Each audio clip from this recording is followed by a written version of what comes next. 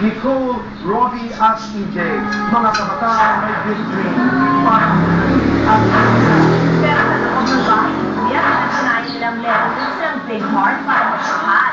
Mga young hearts na natutong mas bumilis ang pagtibok sa loob ng bahay.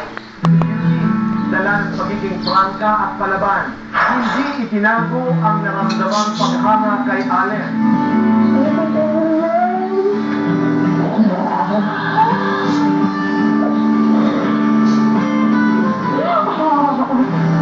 Ano nga ba ang naghihintay sa kanilang dalawa ngayong pareho na silang nasa labas ng bahay ni Kuya? Si Nicole mula sa pagiging tahimik, unti-unting ipinakilala ang sarili ng magkahulugan sila ng loob ni Joseph.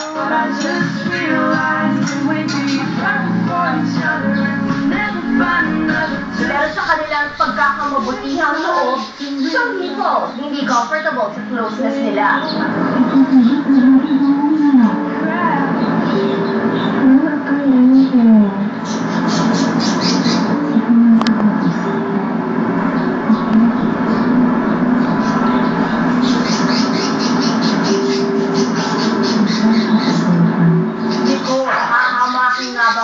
Masunod lang ang nararamdaman para kay Joseph.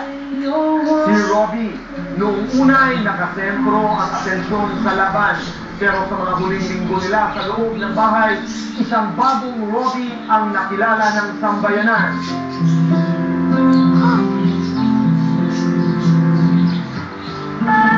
Five, 3, 4, 5. May itinatago nga ba ang damdamin si Robbie para kay Nicole? Sa larangan ng pag-ibig, safe pa rin bang lumaban ang ating true blue at niyan? At si EJ, aminadong swerte pagdating sa girls. Pero sa loob ng bahay, hindi mapigilan ang mapalapit sa kanyang housemate na si Valerie.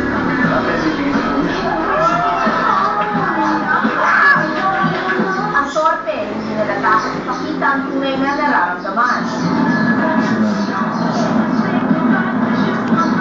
EJ and Valerie, to be continued na nga ba ang naudlot na pagkakamabutihan? Ang Big Four sa big issue ng young love.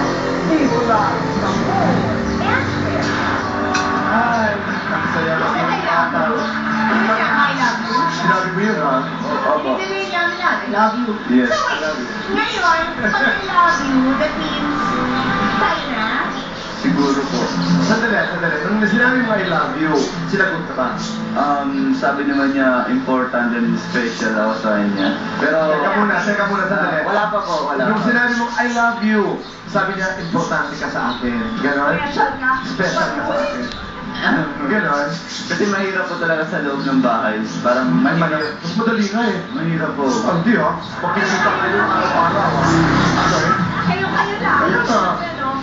Sorry, wala?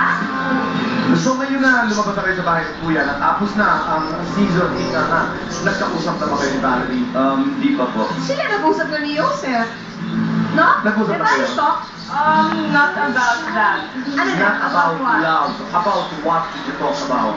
Wala lang, catch up on things. Oh, wait, the message shot for you. Let's watch it. Huh?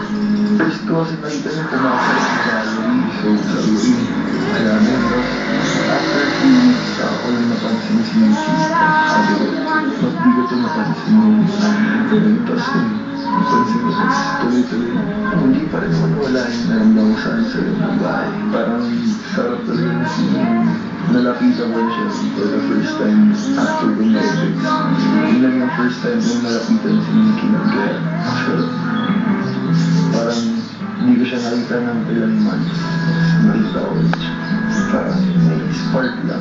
Good luck sa iyong career. Sana hindi ka magbago. Wish you all the happiness and wish you all the best. Tapos doon siya. Yun lang talaga yung gusto ko. Tapos congrats na napasok ka Big Four. So congratulations. Sagutin mo yan, Nicole. What do you want to say? Best spark. Yeah, meron eh. Anong gusto mong sabihin kay Yusef? Thank you sa lahat and don't worry, hindi ako magbabago. Wait, I can say the message to Valerie, but ulit natin. Of course, di ba mabait? close friend talaga. And of course, I really appreciate what he's doing for me in the house. He's gwapo, syempre naman. I really think it's okay when he has this feeling for me. Mahirap magkausap about his feelings. So, I understand it, but I gave him the advice. Wag kang masyadong tahimik. And then I said, yeah, sabihin mo na. Sige na. Ayaw ka na ng tote. Ako. Anong gusto mong sabihin? Huwag ka na maging tahimik. Ang Yes. ng korte. Correct. Ayan, don't worry din. Simula ngayon, hindi na ako torpe.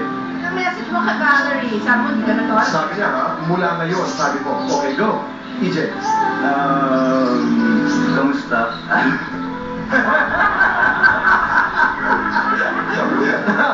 I find that very fresh. I mean, it's they're very young and fresh. Hindi ko kinahin. Kamusta?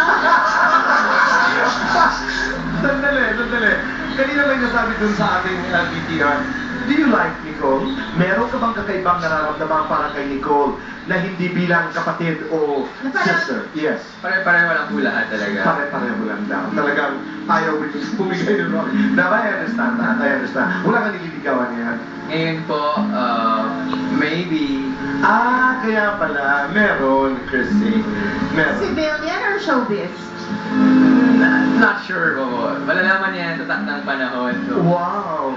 Nalilaman ganito.